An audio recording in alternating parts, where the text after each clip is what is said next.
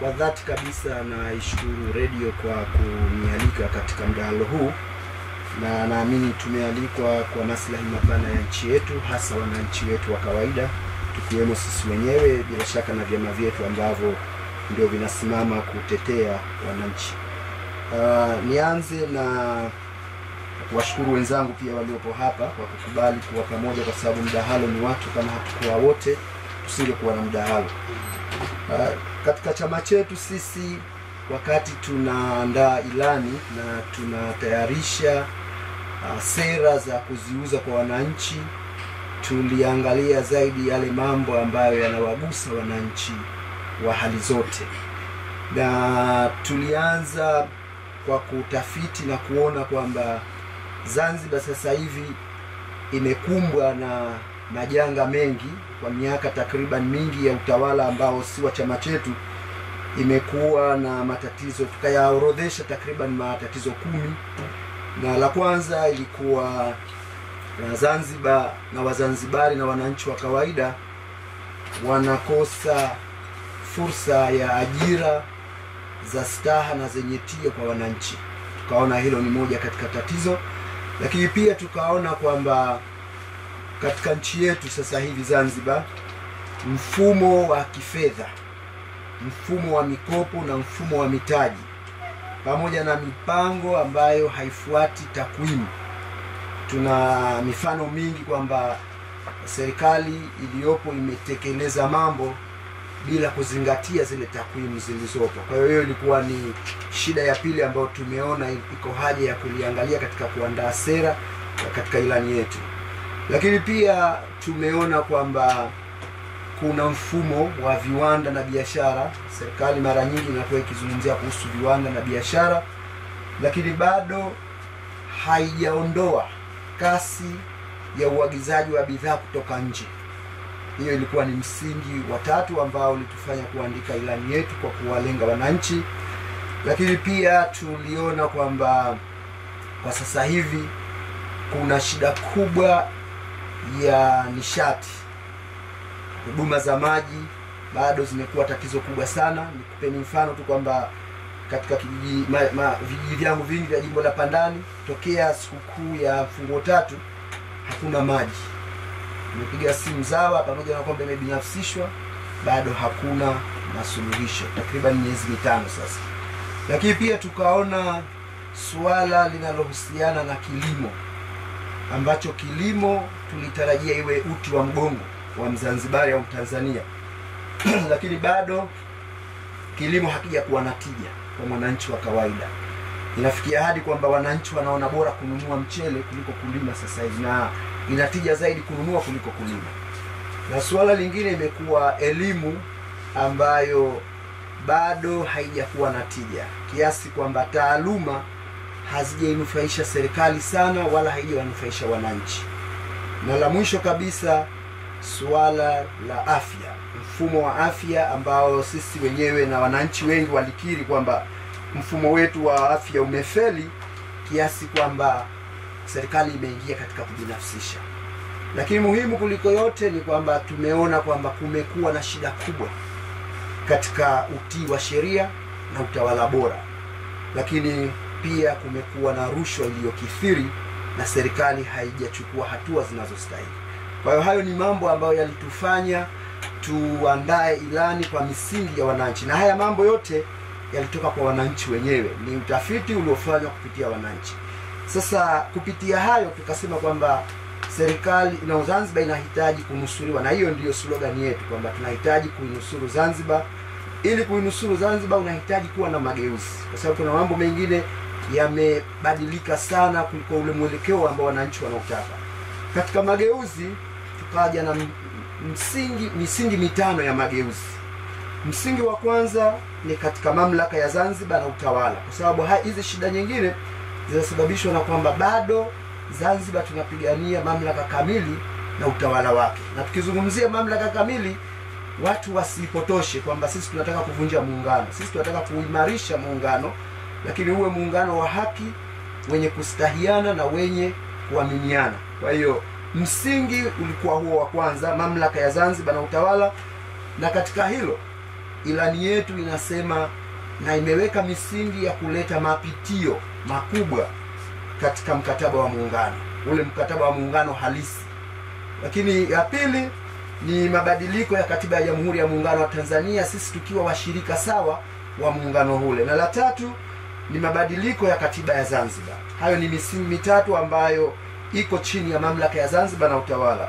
Lakini katika utengamano wa kijamii na utamaduni, ilani yetu inadhani kwamba ili kuinusuru Zanzibar tunahitaji kurasimisha zile juhudi za maridhiano katika serikali ya umoja wa kitaifa ambayo sasa hivi inaonyesha kukwama.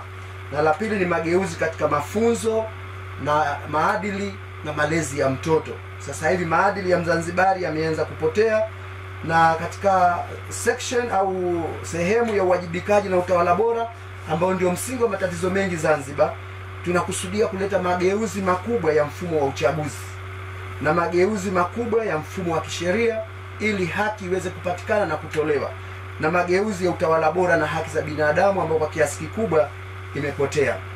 Kwenye sehemu ya jamii na uchumi shirikishi tunakusudia kuleta mageuzi makubwa ya kikodi, mageuzi ya pensheni na hifadhi ya jamii, lakini pia mageuzi ya kilimo, uchumi na biashara. Na mwisho kabisa, katika teknolojia na maendeleo endelevu, ilani yetu imekusudia kuleta mageuzi makubwa katika huduma za habari na mawasiliano. Kama mnakumbuka, waandishi wanafahamu kwamba kuna sheria ya habari takriban miaka 30 hadi leo haijafanyiwa mapitio wala marekebisho, pamoja na kwamba kuna maendeleo makubwa katika sayansi na teknolojia. Na la mwisho kabisa ni mageuzi katika shughuli za utafiti kwa maendeleo. Hayo ndiyo mambo ya msingi ambayo ilani yetu imekusudia kuyafuata pindi tukishika serikali hii, hasa serikali ya Zanzibar. Nashukuru sana. Asante sana. Huyo ni Profesa Omar Fakihi anaanza kutufungulia mdahalo wetu. Tunakuja kwa ndugu yetu Juma Kombo. Tunakupa dakika zako. Karibu sana. Asante. Nami nianze kwa kumshukuru Mwenyezi Mungu Subhanahu wa Ta'ala ambaye asubuhi hii ya leo ametukutanisha hapa wanasiasa kutoka majimbo tofauti tofauti kwa ajili ya kuzungumzia mustakabali wa mdahalo ambao unazungumzia mustakabali wa harakati zetu hizi kuelekea kwenye uchaguzi hapo tarehe 29 mwaka huu. Lakini baada ya shukrani za Allah, niwashukuru waandaji wa kipindi hichi ambao kwa makusudi kabisa wametuita ili kuchagiza harakati zetu hizi za kisiasa katika kuzungumzia sera ambazo tumeziandika kwenye ilani zetu na ambazo tunaendelea kuzinadi, na baadaye wananchi wapate fursa ya kuamua ni chama gani bora ambacho wanaenda kusimamisha kwenye uchaguzi huu. Kwa dhati kabisa na washukuru. Na mimi nianze kwa kupitia mule ambamo kiongozi wangu amejaribu kupita, kwa sababu amerash au amepitia ilani yetu ya uchaguzi ambayo imesheheni mambo mengi mazuri. Lakini nianze kwa kusema kwamba ilani yetu ya uchaguzi katika eneo kubwa au takriban eneo lote kabisa imejikita katika kuzungumzia maendeleo ya watu, ambapo tayari misingi mikakati imo ndani ya ilani yetu ambayo tutaipitia kwa ufupi sana kwa sababu ya muda. Maendeleo ya watu kwa namna gani? Kwamba amezungumzia profesa, tumejikita katika masuala ya ajira kwa vijana, na si ajira tu lakini ajira ambazo zina staha na zinaenda na utamaduni wetu, mila na silka. Kwa hiyo mkakati wetu wa chama namba 1 ni kuhakikisha kwamba tunaondoa tatizo la ajira kwa Wazanzibari. Tutaondoaje tatizo la ajira kwa Wazanzibari? Moja, ilani yetu imejikita kuzungumzia miradi ambayo tukitekeleza basi Wazanzibari watafaidika kwa kupata ajira. Nitoe mfano. Kwa mfano, kama serikali itajikita, maana serikali ya ACT Wazalendo itaenda kujikita katika mradi wa ujenzi wa bandari ya kisasa kwa visiwa vyote vya Unguja na Pemba, hasa kuimarisha bandari kubwa na ya kisasa ambayo itakuza uchumi wa Zanzibar, bandari ya Mtigaduri ambayo sasa hivi serikali ilikuwa madarakani walihamishia Mtigaduri na sasa hivi ilikuwa ni Mkwakwani. hii ni sehemu ya mkakati wa chama cha ACT Wazalendo, kwamba tutaondokana na maneno ambayo yamekuwa yakielezwa kila ikifika kipindi cha uchaguzi na serikali ya Chama cha Mapinduzi, na badala ya kuzungumza wakatenda, wanazungumza na baadaye inaishia kwenye maneno. Kwa sababu gani nasema hivi? Serikali takriban awamu zote wanakuja na mkakati wa ujenzi wa bandari, lakini miaka 62 sasa hakuna bandari ambayo Zanzibar inasaidia kiuchumi. Kwa hiyo hili ni tatizo, kwamba bandari ambayo ina uwezo wa kujengwa Zanzibar, bandari kubwa ya kisasa, ina uwezo wa kutatua tatizo la ajira kwa takriban zaidi ya asilimia tuseme 30 mpaka 50, kwa sababu bandari ambayo itajengwa, projekti ambayo ipo ni projekti ambayo ina uwezo wa kujenga bandari ambayo itafunga meli kubwa takriban 13 hadi 16. Sasa unapojenga bandari ambayo itaenda kuchukua meli 16 mpaka 13 mpaka 16 kubwa za kisasa zikashusha mizigo, ina maana hapa tunaweza tukaimarisha uchumi wetu, lakini tunaweza tukaimarisha ajira kwa vijana wetu na Wazanzibari kwa ujumla. Sasa hili ni jambo ambalo serikali ya Chama cha Mapinduzi, wakati 2021 tulimwona Rais wa Zanzibar Dr. Mwinyi anaingia mkataba na mashirika au na shirika fulani, na kwamba kauli ile ambayo imetolewa pale, ndani ya miaka 3 bandari ile itakuwa tayari imezinduliwa, lakini hadi leo hata foundation hakuna. Hiyo ni msiba mkubwa na ni jambo ambalo kimkakati haliwezi kutusogeza mbele, na badala yake sasa linazidi kutudhoofisha. Kwa nini lazima kutudhoofisha? Kwa sababu bandari ya Malindi sasa haiwezi kukidhi bandari ya Malindi, bandari ambayo toka mwaka 64 63 64 au kabla ya hapo, ni bandari ambayo ndio iliyotumika na bahati njema kabisa kwa mahitaji ya kipindi cha miaka ya 60. Ilikuwa ni bandari bora. Bandari ya Malindi ilikuwa ni bandari bora kuliko bandari zote za ukanda wa Afrika Mashariki na Kati. Na kusudia kusema kwamba bandari ya Malindi miaka ya 60 ilikuwa ni bandari bora na bandari inayozalisha na bandari ambayo ipo bize kwa uzalishaji kuliko bandari ya Dar es Salaam, kuliko hiyo ya Tanga hata ilikuwa haijatajwa kipindi hicho, kuliko bandari ya Beira Msumbiji, kuliko bandari ya Durban South Africa, kuliko bandari zote zilizopo ndani ya Afrika Mashariki. Lakini leo imekuwa bandari mbovu na bandari dhaifu kuliko bandari zote hizi. Kwa nini Wazanzibari tunakubali kupoteza fursa namna hiyo? Na kwa nini tusitumie fursa hiyo kwa ajili ya maslahi ya Wazanzibari na kwa ajili ya maslahi ya nchi yetu? Lakini sisi imani yetu ni kwamba unapoboresha bandari, unaboresha uchumi wa Zanzibar na unaboresha maisha ya Wazanzibari. Sasa miradi ya namna hii tunapoitelekeza na tukatafuta miradi mengine, sio ya kujenga magorofa, sio ya kujenga mashule ya gorofa, sio ya kujenga hospitali ya gorofa na vitu vingine, ni miradi ambayo ipo na inahitajika, lakini kuna miradi ambayo inaenda kusaidia wananchi moja kwa moja kukuza uchumi wao. Hospitali haiwezi kuondolea umaskini na vitu vingine. Okay.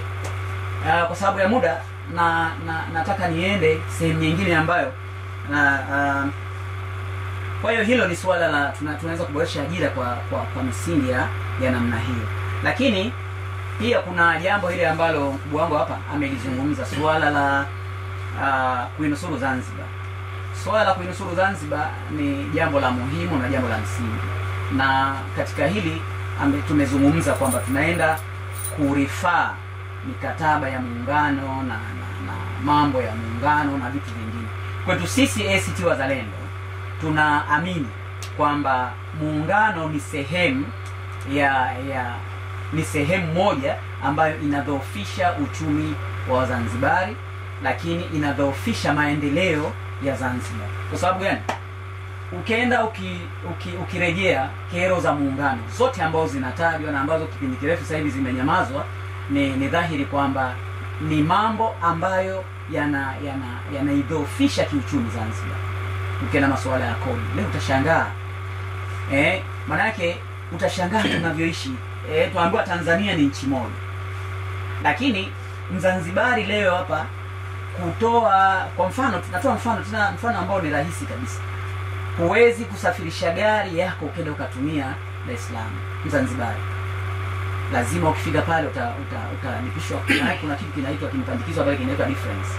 Difference maana yake nini? Wazanzibar tuliwekea mifumo yetu ya kodi, lakini ikaja serikali ya Jamhuri ya Muungano kupitia TRA ikaja na kitu kipya, wakatuambia hapa lazima tufuate mfumo wa TANSES. Mfumo wa TANSES ni mfumo ambao unatulazimisha sasa tukubali kodi ambazo zimepangwa na TRA. Wazanzibar tuna tamaduni zetu na mila zetu na tuna mikakati yetu kama serikali. Inapofika pahala mimi ukanilazimisha kwamba kwa sababu mimi nikishusha gari ya aina ya Noha Dar es Salaam natakiwa nilipe pengine milioni 6, lakini nikishusha Zanzibar nalipa milioni 4, halafu kanilazimisha kwamba gari hii inaenda kutumia Dar es Salaam, nikifika pale nilipe milioni 2 za ziada. Lakini mtu kutoka Kongo haijalishi gari yake ile kalipia kiasi gani, anaingia nao Dar es Salaam, anakuja kutumia kwa muda kwa mujibu wa taratibu za kama ni miezi 3 au na baadaye na mitatu tena 6, lakini mimi Mzanzibari sina haki kwenda kutumia gari Dar es Salaam. Huni uonevu na si utaratibu kikweli. Kwa mambo kama haya ambayo yapo mengi, ACT Wazalendo tutaenda kushughulika nayo kuhakikisha kwamba tunaweka muungano ambao utakuwa na usawa, muungano ambao utamheshimu kila Mtanzania, atoke Zanzibar, atoke Tanganyika, muungano ambao utafavor interest za Wazanzibari na uchumi wa Zanzibar, lakini na maendeleo ya Wazanzibari. Kwa hiyo haya ni baadhi ya mambo ambayo tutaenda kushughulika nayo endapo ACT Wazalendo inshallah itapata ridhaa za wananchi na itaongoza nchi. Nashukuru sana. Shukrani sana Bwana Juma Kombo huyo.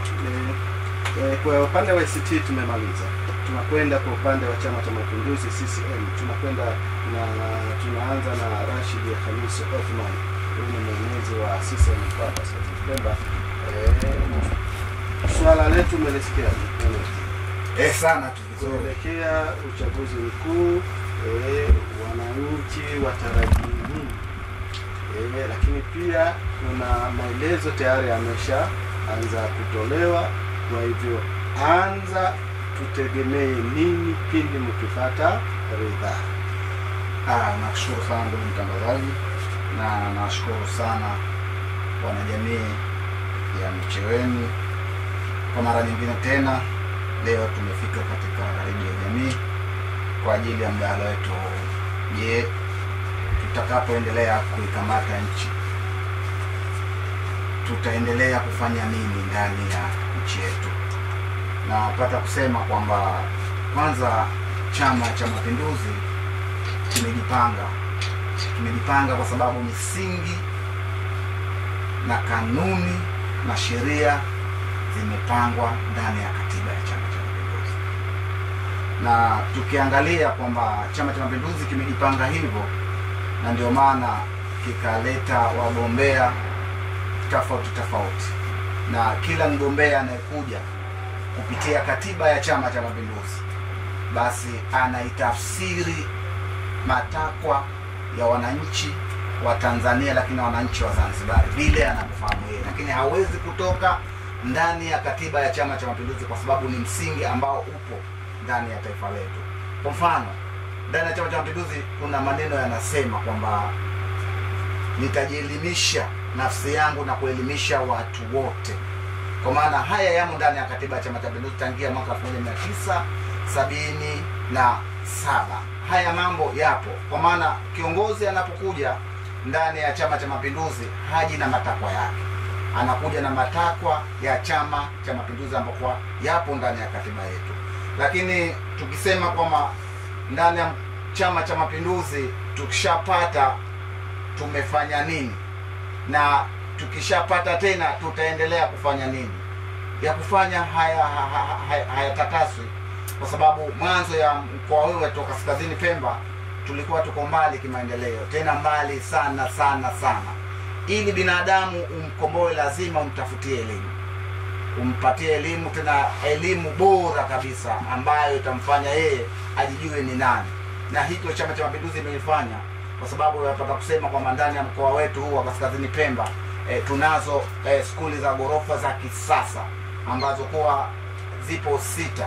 Hizi zote si kwa sababu atasoma kiongozi ambaye yupo madarakani, hapana. Hizi atasoma mtoto wa lalahoi ambayo ni mimi na wewe ambao mnatusikiliza. Kwa maana atakapopatiwa skuli ambayo ya kisasa, na ina vitu elimu za kisasa, ina misingi ya kisasa, basi huyu mtoto tumemkomboa katika sehemu moja kwenda sehemu nyingine. Lakini tukisema kama ukishapata elimu, unawezekana una elimu lakini huna afya bora, hii ndio inakuletea mzozo ndani ya taifa hili. Kwa maana katiba yetu ya Chama cha Mapinduzi ikaitaka serikali kwamba itengeneze miundombinu ambayo Mzanzibari atapata afya sawa sawa na mtu aliyeko Marekani. Hii inawezekana hiyo. Tukiangalia hospitali zetu ndani ya mkoa wetu wa Kaskazini Pemba, tunazo hospitali za wilaya 2. Ukienda hospitali ya wilaya Micheweni hapa, ukiingia ndani ya hospitali wagonjwa wenyewe wakisha besa wanakataa kutoka, kwa sababu huduma wanazozipata pale ni bora na inawafanya kwamba ilete tija kwamba hichi walichokitengeneza Chama cha Mapinduzi ni kitu sahihi ambacho kwa kimu ndani ya msingi ambao tumeuandika. Na ndio maana ilani yetu ya uchaguzi ambayo imemalizika imefanya yote ndani ya mkoa wetu wa Kaskazini Pemba. Tulisema kwamba tunahitaji hospitali ya Micheweni, ilikuwa ni cottage, hiyo hospitali ya wilaya tulisema uwanjani pale, ilani ikatekeleza, ndio maana ipo hospitali ya wilaya. Lakini tulisema kwamba tunahitaji shule ambazo zitawafanya watoto wa Kizanzibari au watoto wa Kipemba au watoto wa Micheweni au watoto wa Chake Chake, Wete, Konde watakuja shule huku wakiwa na hali ya kuona kwamba shule hii inaleta mahitaji mazuri kati ya mimi lakini na mwalimu wangu ambaye ananisomesha. Dr. Hussein Ali Mwinyi ameyafanya hayo kwa sababu ndani ya mkoa wetu wa Kaskazini Pemba skuli zote za sekondari na skuli zote za msingi zile kongwe zinakarabatiwa kwa sababu tulitoka kwenye mabanda ambayo mimi nilisoma mabanda ambayo ukenda pale tulikuwa watu kama 88 ndani ya darasa moja, lakini sasa hivi ndani ya darasa moja mna watu 45. Hii ni kutokana kwamba Chama cha Mapinduzi kiliika misingi mizuri, lakini wakatengeneza katiba, ilani ya Chama cha Mapinduzi ambayo inasimamiwa na viongozi wake wa Chama cha Mapinduzi. Viongozi wakishapata watekeleze yale ambayo yamo ndani ya ilani ya uchaguzi ya Chama cha Mapinduzi. Kwa hiyo napata kusema kwamba viongozi hawa wanapokuja na sera, tuangalie kwanza hawa ambao kwa wapo wamefanya nini. Je, haya waliyosema mwanzo waliyatekeleza? Ndio wametekeleza. Basi kama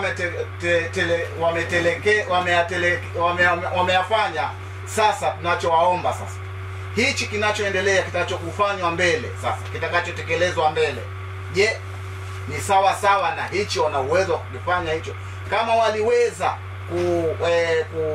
kujenga hospitali ya G+1 ya pale ya wilaya na yenye vifaa vyote vya tiba, na je, haiwezi kutekeleza ilani ya hicho chokiandika sasa hivi? Kama watatengeneza hospitali ya mkoa ambayo itakuwa kubwa kuliko hii ya wilaya, kama walisubutu kusema kwamba wilaya mkoa huu tumewapa ghorofa 5 au 6 hizi, lakini sasa hivi tutakapoendelea kuwepo tutawafanyia tena zaidi ya hizi hapa. Hatuwezi kufanya hivyo, kwa maana kama mwanzo walifanya, basi sasa hivi wanaweza kufanya, kwa sababu Chama cha Mapinduzi kinaongozwa ni katiba na kanuni na ilani ambayo ipo, ambayo sasa hivi tuna inadi. Na bahati nzuri ndani ya mkoa wetu zipo ilani mpaka za majimbo, na wawakilishi wetu na wabunge na madiwani wote tumewapa ilani hizo kwa ajili ya mtu asiseme maneno yake,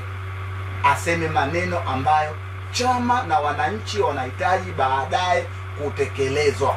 Na ndio maana kila mbunge na mwakilishi lakini anayo ilani ya uchaguzi, akayazungumze hayo ambayo yamo ndani ya ilani yetu. Ndugu mtangazaji, shukrani sana mwenezi Bwana Rashid Othmani amemaliza huyo, na tunakwenda kwa mgombea wakilishi jimbo la Micheweni Dr. Small. Asante sana ndugu mtangazaji, na mimi nichukue fursa hii kwanza kuwashukuru kwa kongamano hili. Bahati nzuri mimi ni mwandishi pia. Sasa kuna mambo mengine ambayo naweza kuelekeza kidogo. Ile dhana ya mdahalo inaweza ikapotea kwa sababu ya kutokuzingatia ule mnyoko wa ile mdahalo yenyewe. Nimeona tofauti kubwa, sikusudi kujibu, lakini nimeona tofauti kubwa ya profesa na Ngoma. Sasa kwa sababu kuna maeneo ambayo kayagusa kidogo, ambayo kidogo kwangu mie niseme kwamba ni field yangu kidogo, naweza kuyatolea ufafanuzi hapo baadaye, ili kuona kwamba tunaelekea kwenye mstari mmoja. Sasa sisi Chama cha Mapinduzi, jambo la kwanza ambalo ni kipaumbele chetu na limo katika sera yetu, ndani yetu, ni pamoja na swala zima la amani, umoja na mshikamano wa nchi. Na tumelenga hivi kwa sababu kubwa kwamba yote ambayo tumeyakusudia kuyatenda hayawezi kutendeka kama hili jambo. Nini kimetendeka na nini kitaendelea kutendeka kusudi kuimarisha swala hili la amani na mshikamano? Nadhani sote ni mashuhuda kwamba jitihada za awali zilizofanyika mara baada ya uchaguzi katika kuunganisha wananchi wetu ni moja kati ya siri ambazo zimepelekea kwamba ile umoja na mshikamano uwepo, na hili ndio ambalo sosi ya amani yetu ikiendelea. Kwa hivyo hili ni jambo moja ambalo kama Chama cha Mapinduzi tutaendelea kuliendeleza kusudi kwamba yale mengine yote ambayo tumeyakusudia kuyafanya yaweze kukamilika. Lakini jambo la pili ni pamoja na swala zima la kuimarisha uchumi na kuboresha maisha. Na katika hili nataka nitoe data kidogo kwamba uchumi wetu huu mwaka 2020 wakati rais wetu anaingia madarakani ulikuwa katika kiwango cha 4.8%. Lakini hadi tunapozungumza kuna 5.4%. Na hii tukihitaja hivi kiasilimia tu haitoshi, kwa sababu ni fidi yangu nitajikita kidogo kwamba uchumi ambao ukuaji wake unaenda sambamba na uendelevu, wanaita wenyewe sustainable economic growth, ni ule ambao utaweza, kuna mambo ambayo yatajitokeza ama yataongezeka, basi haya ndio ambayo yanaweza kuleta ile taswira ya uendelevu wenyewe. Kwa mfano, tunakuza uchumi au uchumi unakuwa, lakini ule ustawi wa watu katika dhana ya ajira kwa mfano, lakini katika dhana ya kupunguza kile kiwango cha umaskini, katika dhana ya kuondoa yale madeni kwa maana ya deni la taifa, lakini katika au kupunguza, lakini katika dhana ya wanaita wenyewe wazungu price kwa maana ya zile bei. Zote hizi kama zitaenda sambamba na ule ukuaji wenyewe wa uchumi, ndio tunaoita uendelevu wenyewe. Sasa hapa naweza kuongelea sana, lakini kwa sababu ya muda na mengine tutakuja kuyakosa, hili ndilo ambalo kwa kiwango kikubwa tumefanikiwa, kwa sababu uchumi ambao ni wenye kuimarika ni ule uchumi ambao utakuwa wenyewe anaita sustainable economic growth, kwa maana kwamba tumeongeza kiwango cha ajira. Na katika hili kuna Mheshimiwa Rais wetu alisema kwamba ataongeza kiwango cha ajira mpaka 3 katika kipindi cha miaka 5.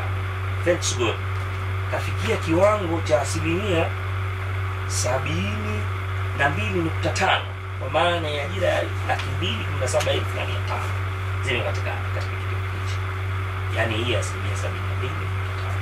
Na tunapozungumza swala la ajira hizi, si lazima ajira hizi ziwe ajira za serikali, ni ajira ambazo za sekta tofauti tofauti.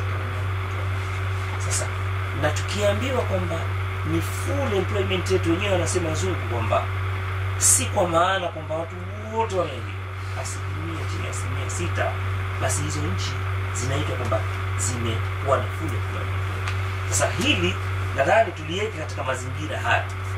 Lakini jambo jingine ni swala la ustawi wa jamii, kwa maana ya tukianza kwenye issue ya elimu. Issue ya elimu amezungumza maneno, kuna magorofa mengi Zanzibar, kuna magorofa ya msingi magorofa 20 ambayo 11 yamejengwa hapo, 9 Pemba. Sekondari kuna magorofa karibu 13, Unguja yamejengwa 8, Pemba magorofa 21. Sasa haya wenyewe wanasema kwamba ili mwanafunzi aweze kujifundisha na mwalimu aweze kufundisha vyema. Moja kati ya vitu ambavyo ni muhimu sana, wanaita wenyewe wazungu conducive environment, ni pamoja na hii. Sasa haya ni mambo ambayo yametendwa na yataendelea kutendwa katika kipindi kijacho, kusudi kuhakikisha kwamba hakuna tatizo la watoto wetu kwenye eneo la swala la kusoma. Lakini kwenye masuala ya ufaulu pia ni jambo jingine ambalo ndani ya elimu tutajikita nalo, kutoka katika kiwango kile ambacho tulikuwa nacho tufike kiwango kikubwa zaidi. Kama ni swala la ufaulu, kwa mfano mwaka 2021 tufikia 63% kwa kidato cha 4, lakini mpaka 23 mwaka 2023 tunafikia 88.7. Tunataka kwenda zaidi kuhakikisha kwamba tutakapofika kipindi kijacho kwamba tufikie 99 mpaka 100%. Lakini hivyo kidato cha 6 tumetoka 98.8, lakini tukafikia 99.7. Na issue ya elimu itaendelea kuwa katika mazingira yale yale ya elimu bila malipo, katika mazingira ya maandalizi, lakini hadi sekondari. Lakini kama hayo hayatoshi, kwenye hapo elimu tumekusudia pia kuendeleza ama kuongeza kiwango cha uandikishaji katika mazingira ya shule zetu za maandalizi, katika mazingira ya shule za msingi. Data zipo katika mazingira kama haya. Lakini mazingira mengine ni ujenzi wa madahalia ambayo pengine yatasaidia, na yale madarasa ambayo yamekuwa na mapungufu ama yameanzishwa kwa nguvu za wananchi, ilani yetu inasema kwamba tutakwenda kuendelea kuyakamilisha. Lakini masuala ya afya, na hapa ndio ambapo pengine nitajikita kidogo kujibu japo hoja ambayo kidogo haifokaa sawa kwa. Swala la kuimarisha miundombinu ya afya limeelezwa na sina haja ya kuendeleza sana, lakini masuala ya ujenzi wa hospitali na vitu kama hivi. Lakini upatikanaji sasa wa huduma ambapo imekuwa kama vile imekadhimkiwa, lakini sisi tunasema upatikanaji wa huduma za afya bila malipo itaendelea. Sasa tukizungumza kwamba hospitali pengine haiondowi masuala ya maskini, hili ni jambo ambalo kidogo linaweza kuleta unyonge. Mimi kwenye field yangu moja nimesoma swali health economy. Sasa tuchukulie mfano, na hapa nitatolea mfano. Tuchukulie mfano, hatukuwa na hospitali ambayo inatoa huduma za operation katika wilaya ya Micheweni. Tuchukulie katika mazingira kama haya. Kwa hiyo tulikuwa tunaondoka hapa tunaenda Wete. Sasa chukulia gharama ambayo utakuwa unaondoka hapa unaenda Wete katika mazingira ya gharama, ama labda pengine umesafiri umeenda Unguja umeenda kwa operation labda ya wanaita tezi dume mfano, gharama ambayo utachukua mpaka kwenda kule kurudi na mambo mengine, let's say kwa mfano milioni. Lakini leo upo Micheweni na operation ile inafanywa, maana yake umepunguza kwa kiwango kikubwa ule ukali wa gharama ama ukali wa maisha. Shilingi ile unaenda kuitumia kwa masuala mengine ya kiuchumi. Sasa tukisema kwamba haiondoi, nadhani inawezekana ikawa hii statement haikukaa sawa. Kwa hiyo ninachotaka kusema kwamba kuna uwiano mkubwa au kuna uwiano wa moja kwa moja baina ya huduma hizi, tena sio za afya tu, lakini za barabara, miundombinu yote ina uwiano wa moja kwa moja na kuondoa umaskini kwa kiwango kikubwa. Swala jingine ni swala la maji kwenye ule ustawi wa umma. Swala la maji, kama kuna jitihada ambazo pia zimefanywa, basi ni pamoja na swala nzima la huduma za maji. Jitihada kubwa zimechukuliwa na tunaenda zaidi kujenga miundombinu ya maji, mfano ujenzi wa matanki ya maji. Hii imesaidia kwa kiwango kikubwa. Hatuwezi kusema tumefikia asilimia zote, na yapo matatizo mengine madogo, na ndio maana kwamba katika kipindi cha ilani hii tunasema kwamba tunaenda kuongeza jitihada zaidi za ujenzi, za uchimbaji wa visima vya maji, lakini kuongeza matenki ya maji kusudi kwenye yale maeneo ambayo hayajafikiwa na maji yaweze kufikiwa. Lakini swala zima la nishati, nimebakia sekunde moja, dakika moja. Swala la nishati, jamani, lazima tuwe kweli. Kama kuna kitu ambacho tumefanya kiwango kikubwa na tumepunguza kwa kiwango kikubwa swala zima la gharama hata za uunganishaji. Tulikuwa tunatoka katika 464,000, lakini sasa hivi hadi shilingi 200,000 tunaunganishiwa. Sasa hizi ni jitihada ambazo zilifanya, lakini nini kinaenda kufanywa zaidi? Tunaenda kuboresha katika mazingira ya nishati, kwa maana kwamba kila ambapo bado kupata huduma hii tuweze kufikia. Masuala ya kilimo, masuala ya uzalishaji wa mwani, nadhani haya kwa sababu ya muda umeniacha mkono, tunaweza tukaongea zaidi, lakini yote kwa yote, namna gani tunaweza tunaenda kutekeleza ilani yetu hii mpya ni kutokana na ile misingi ambayo tulifuata nyuma tulikotoka, tumefikia hatua hii, na ili tuweze kupiga hatua nyingine zaidi za utekelezaji wa ilani kwa maana tutakapoingia madarakani. Nashukuru sana. Shukran sana Dr. Hamad Omar maarufu Smoli. Kwa ungo ya mwanzo ameweza kutamatisha kwenye ungo ya kwanza. Sasa tunarudi kwa wasikilizaji wetu ili waweze kutuambia kabla hatujarudi tena hapa studio, sababu tuna vipengele vitatu vinne. Kwa hiyo msikilizaji, tunaweza kukupa nafasi. Tunapokea simu chache kwa sababu naona bado mdahalo haujaiva vizuri, na kila mmoja hapa Nondo anasema bado bora mimi sijaweza kuzifungua vizuri, ndani yangu sijaigusa vizuri. Kwa hiyo msikilizaji, una nafasi ya kupiga simu au kutuma ujumbe wako mfupi kupitia namba yetu ya studio ambayo ni 07794974. Unaweza kutuma ujumbe wako mfupi au kupiga simu kupitia namba yetu ya studio. Kama kuna ushauri, kuna mapendekezo, una swala unataka kuuliza, unauliza. Hatutaki kuja watu waliopo studio ni wastaarabu, na wewe unatakiwa uwe mstaarabu ukija, kwa sababu tunajenga nyumba moja. Kwa hivyo kwa vile tunajenga nyumba moja, tunaweka mazingira sawa. Ukija kama una swala, una pendekezo, unasema kabisa. Kwa hivyo msikilizaji, basi tunakwenda hewani kabisa kwenye line. Halo, asalamu alaykum wa rahmatullahi ta'ala wa barakatuh. Kambali na radio samani.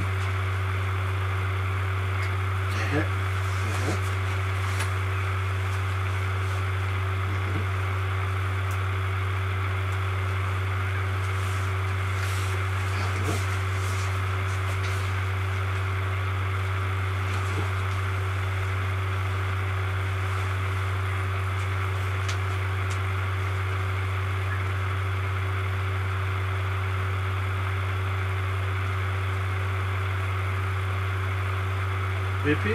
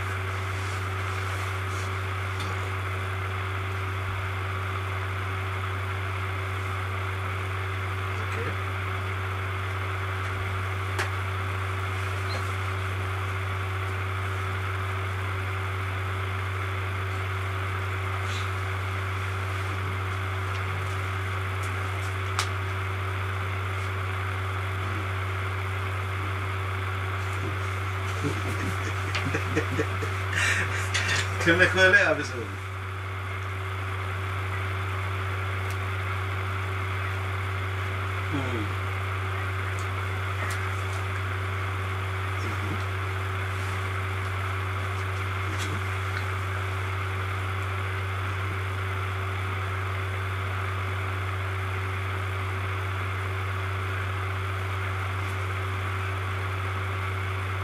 Tukushukuru. Kwenye line msikilizaji, halo. Halo. Simu nitaweka 0779974974 kwenye line msikilizaji, halo.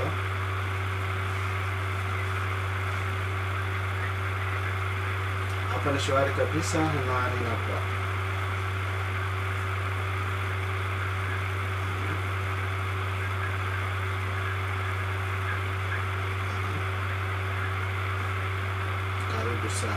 Kama kuna pendekezo au swala au ushauri, karibu.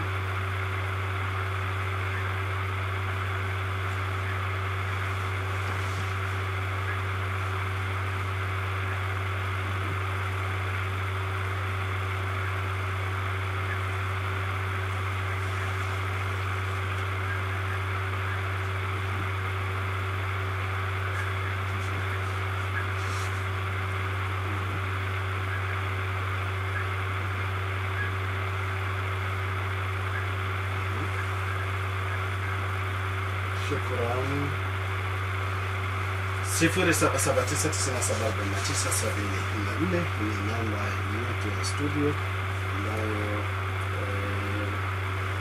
unaweza ukapiga kabla ya kuenda kwenye message.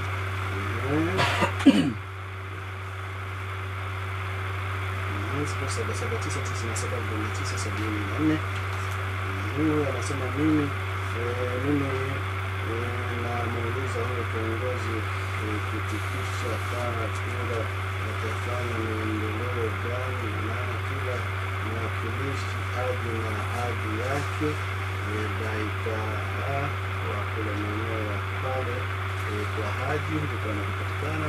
Tunasema sisi tunahimiza haki, wajibu na tunaomba amani iwepo. Akaandika ni nani, lakini anasema hivyo naweza kufanya kuajiriwa bila kuwa na elimu, bila afya. Tunaomba tumwekee Dkt. Mwinyi mitano tena, maana yote hayo ameyaweka. Asante sana. Huyu anasema mimi naanza kunusuru majimbo na tunaomba tushirikiane pamoja, anayefaa tuweze kumpa ili mambo yaendelee vizuri. Kila mmoja anadi vizuri sera zake, tunazipima hapa ili tujue nani wa kufuata. Asante. Wazee, message kila zikikata simu kuna 28 zinaingia. Simu ikikata 28. Message ni nyingi, lakini kwa message takriban nyingi za kupongeza na nini, tumefanya jambo kubwa. Kwa hiyo tunakuja kwa profesa, kama kuna kitu ambacho kinatakiwa kujibiwa au kuna ushauri, kuna kitu, karibu kabla hatujaanza kutoka kwenye maswala kwanza pengine usiingia kwenye maswala. Kwanza kabisa tunawashukuru waliouliza wote kwa niaba ya chama chetu cha ACT Wazalendo. Ni shukrani sana kwa waliouliza na wale wote wanaofuatilia kipindi hichi. Tunaamini kwamba sote tunataka kujenga nyumba moja kama alivyosema mtangazaji. Ni hapa yako mambo mawili tu na hisi mimi niajibu, kwa sababu mengine za message zile zilikuwa ni maoni na mawazo. La kwanza ni kutoka kwa ndugu yetu Ali Abdallah Chande kutoka Micheweni, ikasema kuhusiana na uongozi na heshima. Na sisi katika ilani yetu, baada ya kuona kwamba Zanzibar inaendelea kupotea kwenye mambo ya maadili na silka za Mzanzibari, kadri miaka inavyoenda, watu wanavyovaa, watu wanavyozungumza, watu wanavyowazungumza hata kwa wazazi wao, ndio maana katika ilani yetu kuna sura mahususi inayohusiana na makuzi na malezi ya mtoto. Lengo kubwa ni kuhakikisha kwamba mtoto anakuwa kimaadili tokea akiwa mdogo.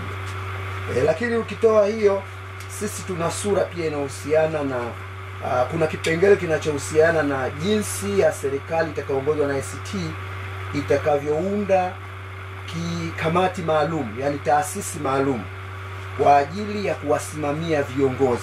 Na ukiwasimamia viongozi, maana yake unaanza kwa kuwapa mafunzo na kuwaadabisha. Kwa hiyo suluhisho la muda mrefu tunalianza kwa watoto, kuwapa elimu wakiwa wadogo, ili maadili na silka za Kizanzibari ziweze kukua, kwa sababu sasa hivi zimepotea kabisa na miaka inayoenda zinazidi kupotea. Swala la pili kuhusiana na alilouliza ndugu yetu ambaye anajiita rais wa maskani Tembo kutoka Maziwa Ng'ombe, yeye kazungumzia hasa kuhusiana na shule, hospitali zinajengwa, ni muongezee pia mahakama zinajengwa na mambo mengine yanajengwa, lakini anasema pembe, chakula ni tatizo bado. Sisi hilo tumeliona katika ilani yetu. na moja katika sababu ambayo serikali iliyopo sasa hivi inatoa hasa kwa huku Pemba ni kwamba usafirishaji na gharama nyingine kuja Pemba ni kubwa. Sisi katika ilani yetu sio kupunguza kodi na ada na zile tozo za chakula, sisi tumekusudia kuondoa. Kama ni tozo na kodi na fedha nyingine za kuendesha serikali, kuna njia nyingine za kupata, lakini sio njia ambazo zinamkandamiza mwananchi. Chakula kwa nchi yetu ni kitu muhimu na wananchi wetu ni maskini sana. Kwa hiyo sisi tuna mpango katika ilani yetu inahusiana na kuondoa kodi kwenye vyakula hasa vinavyoletwa Pemba, kwa sababu ndio sababu ya msingi ya serikali kutoa bei elekezi na wakaongeza 1500 au 1000 kwa vyakula vinavyokuja Pemba. Kwa hiyo hiyo ipo, lakini nimalizie kwa kusema kwamba pamoja na kwamba shule zimejengwa, hospitali zimejengwa nyingi, mahakama zimejenga, sisi tulivyofundishwa tuliambiwa kwamba shule ni walimu, elimu ni mwalimu. Mwalimu, kuna walimu takriban miaka 34 mimi nawafahamu hawajalipwa pesa ya likizo. Kuna walimu miaka 7 hajalipwa pesa ya ufiwa. Kwa hiyo kama unajenga mashule kumjali mwalimu, sidhani kwamba tunafanya vizuri. Hospitali umejenga alafu unazibinafsisha. Hospitali ni madaktari na vifaa, huwezi kuendesha hospitali hujafanya kitu kikubwa.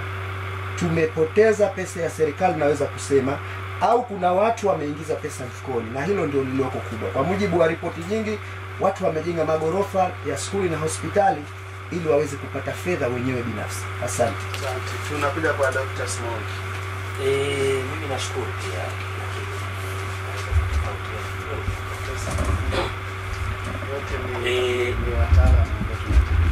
swala la Ali Abdalla anasema kwamba katika ile heshima ambazo mimi nimefahamu wani kwamba kiongozi sio kwa maana kwamba aende sijui makaburini sijui wapi kwa ajili ya kupata ile uongozi. Kiongozi ajulikane kwamba huyu ukoje kiuongozi, kwa maana kwamba wenyewe wananchi wao wanataka kwamba waongozi, na ni kwa sababu ya kuwatumikia. Na hilo ndio tunasema hivi kwamba ikiwa dhana yako ni hiyo, sisi mnatuelewa sote nani na nani anaweza kufaa kwa kiongozi, na naamini hiyo jibu mnataka nalo. Lakini kama ni mfumo wa kinidhamu kwa maana ya maadili, jamani, lazima tuwe wazi na tuwe wa kweli. Swala la maadili kwanza linaanza ndani. Na kipindi nipo mkuu wa wilaya, mara nyingi tunapambana na watu. Mimi ninasema serikali ichukue hatua, iwapige bakora na nini, kwa sababu watoto wanatoka wakiwa hawakuvaa vizuri. Mtoto anatoka kwako huyu, wewe baba mama mnamuona nguo zinabana, nguo zinaona, hakuna kinachotendeka, inasubiriwa serikali kwa kana. Sasa hivi lazima sisi wenyewe kama wazazi lazima tujicommit katika swala zima la kusimamia maadili ya watoto wetu. Inakuwa ni urahisi kwa huko kwingine tunakofika. Lakini swala lingine la pili, huyu bwana jina lake Tebo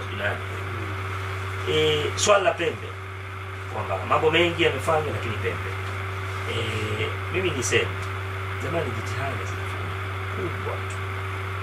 Na mimi wakati nipo Wete mpaka nafika kwa Pembe lilishafika mpaka 120 kwa maana ya 120. Lakini ni jitihada za serikali, ile utaratibu wa kushusha kama ni bidhaa moja kwa moja Pemba pale mkoani umetupunguzia kwa kiwango kikubwa. Sasa hivi unafika 95, unapata 90, unapata. Maana yake nini? Kuna mapungufu makubwa, na jitihada hizi ni jitihada za utaratibu.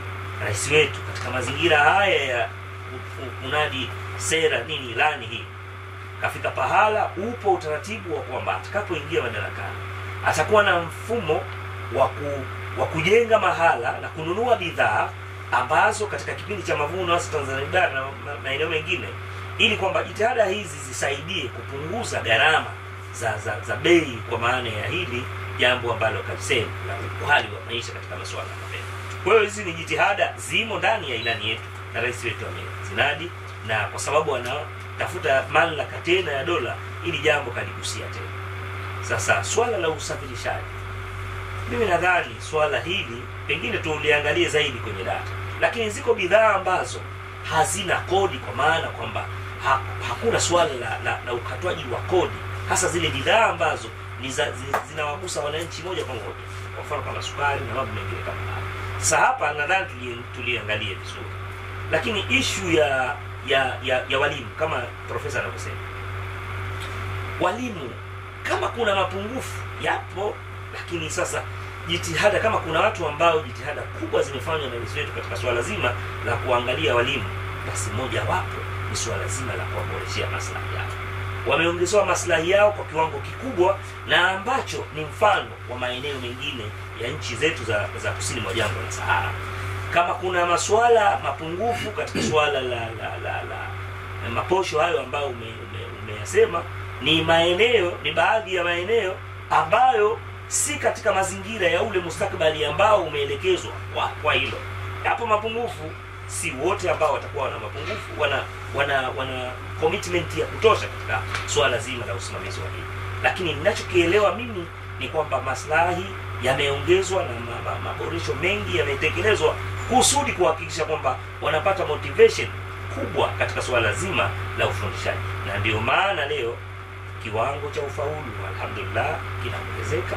Ni jitihada za walimu pamoja na wazazi, walimu, wazazi, watoto wenyewe. Tumepata ufaulu mkubwa katika kiwango cha karibuni. Nimetoa data kutoka 2020 hadi 2025, lakini uongezekaji wa masuala ya uandikishaji kwa kiwango kikubwa. Sasa mapungufu kama yapo, ni mapungufu ya kibinadamu, ni mapungufu madogo ambayo hayo ndio tunaolenga kuyaboresha katika kipindi ambacho tutaenda nacho. Nashukuru sana. Shukrani sana. Naona wenzangu wawili, naona mnaniangalia sana. Naona hapo wawili wamejibu vizuri, au mnataka kurudia? Mimi sitaki kurudia, isipokuwa kwenye swala hili la kiongozi mwenye star ni hata kwenye katiba yetu ya Chama cha Mapinduzi. Tukienda kwenye katiba yetu ya Chama cha Mapinduzi ya mwaka 1977 tuna kanuni 14, lakini miongoni mwa kanuni 14 tunayo kanuni ya uongozi na maadili ya CCM na jumuiya zake. Kwa maana tunapata kusema kwamba Chama cha Mapinduzi ni dira ambayo imeweka kila kitu. Kwa maana hata kiongozi awe mdogo vipi, kiongozi we ni mtoto mdogo sana, kishambwa ni kiongozi, huyo lazima asome kanuni hiyo ili ajue yeye ni nani na anatakiwa afanye vipi. Ukimwona mtu ni kiongozi lakini hafanyi yale ambayo anastahili kuwa yeye anasomeka ni kiongozi, huyo bado hajawa kiongozi. Na mara nyingi tuseme kwamba nafasi hizi za uongozi Mungu ndo anasema hao kiongozi. Kuna nafasi ambazo wewe unataka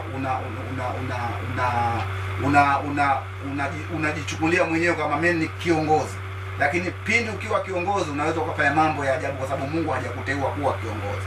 Lakini siku Mungu akisema wewe ni kiongozi, lakini hapo Mungu akishakusema wewe ni kiongozi na watu watasema wewe ni kiongozi wetu, Mungu atakupa njia ya kuwa kiongozi thabiti na utaliongoza taifa kama anavyoongoza Dr. Hussein Ali Mwinyi. Asante. Bali Juma, naona mwangalia mweneze kwa macho manne. Asante ndugu mtangazaji. Na mimi niende pale ambapo tumekuwa tukijadiliana hapa kwa heshima kubwa na nidhamu kubwa. Mimi niseme kwamba suala la uongozi na maadili, suala la malezi kwenye ilani yetu limezungumzwa na limepewa nafasi kubwa sana.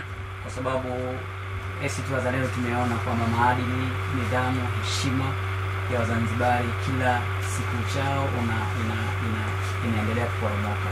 Na maadili ni jambo la msingi sana katika, manake ni maadili ni simbo ya taifa. Sasa mnapoona kwamba maadili yenu, silka na mila zenu zinaporomoka kila uchao, lazima mzione wivu na lazima mziandalie mikakati ya kuzilinda. Kwa hiyo ACT Wazalendo imekuja na mkakati madhubuti ya namna ambavyo tutalinda na tutayaenzi maadili yetu na silka na mila zetu. Na tumelianzia hili katika level ya chini kabisa ya malezi ya watoto. Tumeweka mkakati kabisa kwenye ilani yetu, vipi tutawakuza watoto, vipi tutawaendeleza watoto, ili mwisho wa siku wakue wakiwa na maadili yao ya Kizanzibari, maadili yao ya mila na silka zetu. Katika hili tumeenda mbali zaidi ACT Wazalendo, na katika sera zetu tumeweka mkakati imara wa kuhakikisha tunawalipa walimu wanaoteseka.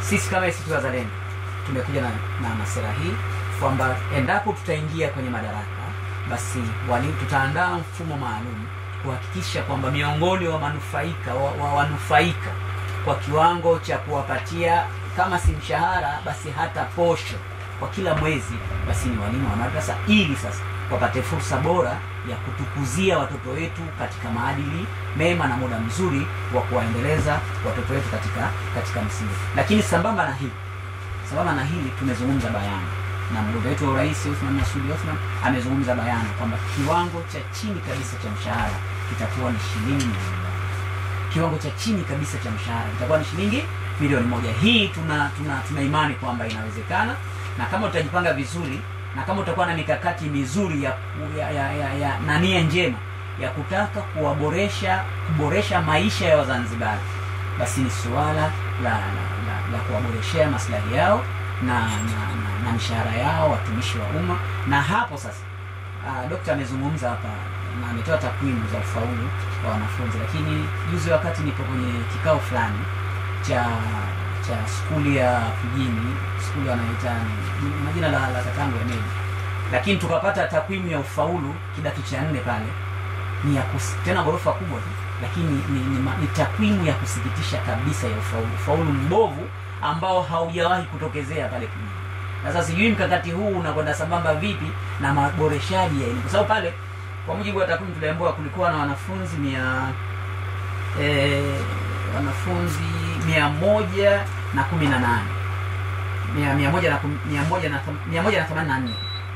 184, lakini waliofaulu kuendelea kidato cha 5 na cha 6 ilikuwa na wanafunzi 8 pekee.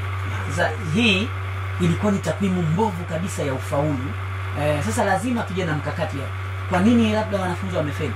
Labda ni kwa sababu ya maslahi mabovu ya walimu. Bado kile kiwango hasa cha matumizi ya walimu, pengine milioni 1, mshahara wa milioni 1 ni kwa siku shilingi 30. Na huyu mwalimu muangalie sasa ana watu wangapi kwa mazingira ya kwetu sisi. Mwalimu pengine ndani ya familia nzima, pengine mtumishi ni yeye peke yake, ana ndugu zake, maana yake haya ndio matatizo ya kwetu. Unaweza kuwa wewe ni mwajiriwa katika familia, lakini katika familia ya watoto 10 mwajiriwa ni wewe peke yako. Pengine mwajiriwa katika familia yako Almasudi hapo ni wewe peke yako ambaye umeajiriwa.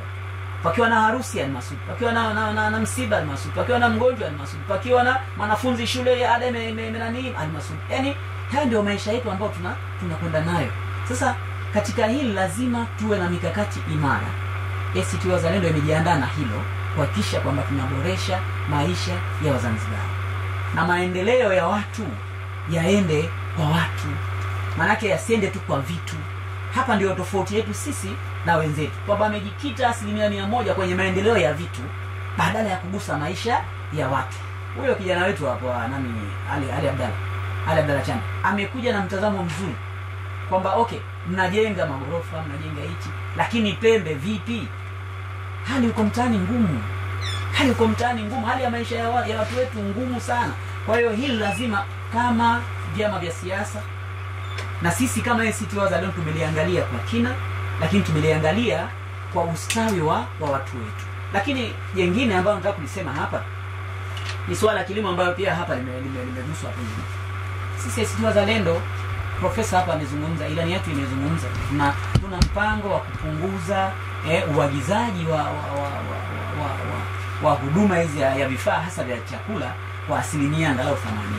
Leo utashangaa Zanzibar hii inaagizia chakula takriban kwa asilimia zote.